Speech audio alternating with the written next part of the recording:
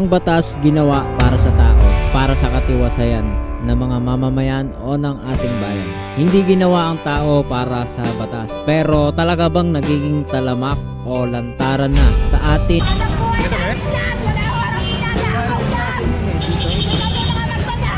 Lagi na lang bang may nagba-viral na ganito o nagte-trending? Parang nasasanay na tayo. Tignan ninyo yung video na ito.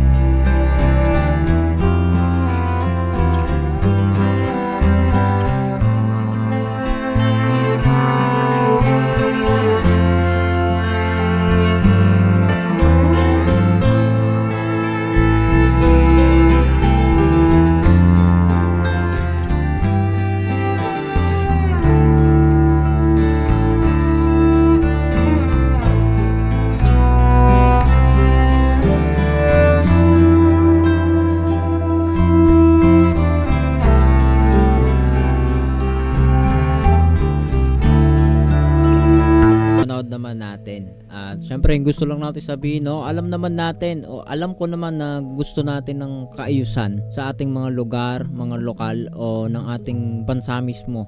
Pero ito bang pangyayari na gaya ng nangyari sa video na ito, hindi ko alam kung kailan pa to or recent lang ba to or matagal na. Pero 'di ba, ang tanong, tama pa ba yung pamamaraan? Kung ito ba ay tunay na ini-implement purely yung law o yung ordinansa without any blemish, ginawa nyo ba ang best para isakatuparan ito o sa paraan na ito'y nararapat? Ginawa ba ito sa paraan na karapat-dapat? Kasi sa panahon ngayon, no, lagi na lang may nagba-viral o nagte-trending na ganito klase ng video at parang nasasanay na yung mga tao na nakakita ng ganito mga pangyayari, no? And hindi ko na kailangan i-mention siguro kung sa tingin ko kung saan lugar to, pero 'di ba, kita naman yan, laganap yan sa internet. At di natin maikakaila, syempre may mga pasaway din talaga. Pero itong nasa video na katulad ni Kuya ay ang tanong, 'di ba, isa ba talaga siya sa mga pasaway? So dapat dokumentado ito, documented ito. Hindi pwedeng yung lahat na lang i-label natin, lahat sila ay pasaway na lang or hindi. So siya ba, kasama ba siya sa mga pasaway? Ngayon, kung may mga pasaway talaga at isa talaga siya doon, kabilang talaga siya sa mga pasaway at gusto lang ninyo isaayos talaga yung inyong lugar o mga lansangan, ang tanong dito, binigay ba ninyo ang kailangan talaga ng mga tao? Kasi bago ka magre-resolve o gagawa ng solusyon sa problema, dapat mayroon kang naka-ready o nakahanda na solusyon. May mga bagay kasi na hindi pwedeng pahintuin mo na lang ng gano'n-gano'n na lang o kaagad pag may problema. Gaya ng internet, pwede mong itigil, patigil. Halimbawa, ito'y nakasasama na sa seguridad ng ating bansa o may epekto na sa pangkabuuan. Alam mo, pwede ipatigil. Mabubuhay at mabubuhay tayo kahit walang internet. Pero yung produksyon ng bigas, mapapatigil mo ba agad ito?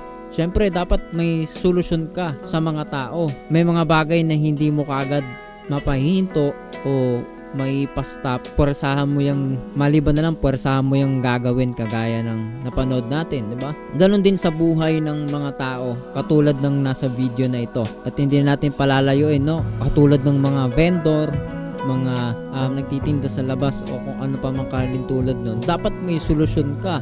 For example, kung mayor ka, kung meron kang katungkulan, bago ka magtatanggal ng mga tao sa paligid o sa mga gilid-gilid, bukod sa nakausap mo na sila o napaalalahanan o nawarningan mo na, dapat may kaakibat yan na solusyon. Kasi ang mga kababayan natin na hirap sa buhay, walang choice kundi magpumilit dahil yun lang ang alam nila na pagkakakitaan o pagkukuhaan ng ibang kakain, no? Maliban na lang, tutulungan mo na talaga sila. Kagaya ng sa video na ito, sigurado ka ba na makatarungan ito? Nakuhaan ka na ng paninda, mapapahiya ka pa kasi publicly ginawa nila ito sa iyo. Ikaw, kung vendor ka rin, o katulad ng mga ganyang linya ng trabaho ang iyong trabaho, o simpleng mamamayan, anong masasabi mo sa video na ito? Comment down below kung anong masasabi mo dito at tara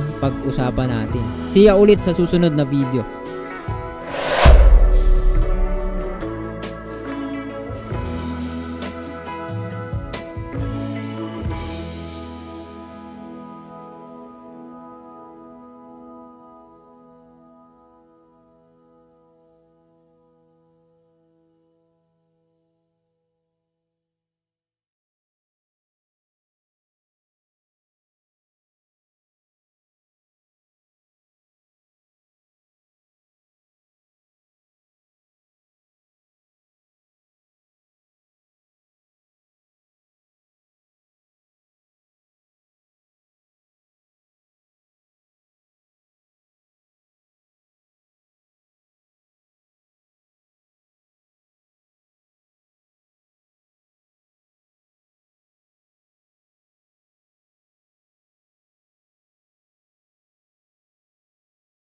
Hi guys, if you enjoy watching videos like this, please hit the subscribe button so you will be updated on our latest videos. You can also follow me on TikTok and Facebook. See ya in the next video.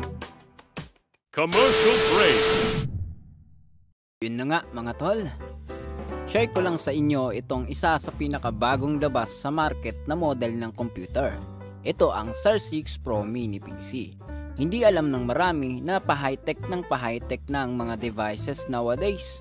At isa dyan sa nauuso ay ang maliliit o portable na computers. Ibang-iba ito sa traditional na desktop. Napakaliit lang nito. Pwede mo itong i-mount sa likod ng monitor mo para sa minimal design o setup mo. Pero kita nyo naman ang daming kasamang accessories nito dahil siksik din ito sa specs. Baka mataas pa nga ito sa mga normal PC. Pag kumuha ka nito, kasama na dito ang 32GB of RAM, 500 SSD which is you can upgrade in the future if you want. So kita nyo naman guys, kaka-unbox ko lang nito at madalian ko lang sineta para matesting natin. At yun na nga, working ang lahat, hindi na magiging makalat ang kwarto mo dahil sa pwede mong gawing setup dito. Kung gusto mo nito, check mo lang yung link sa ibaba or yung link sa bio ko.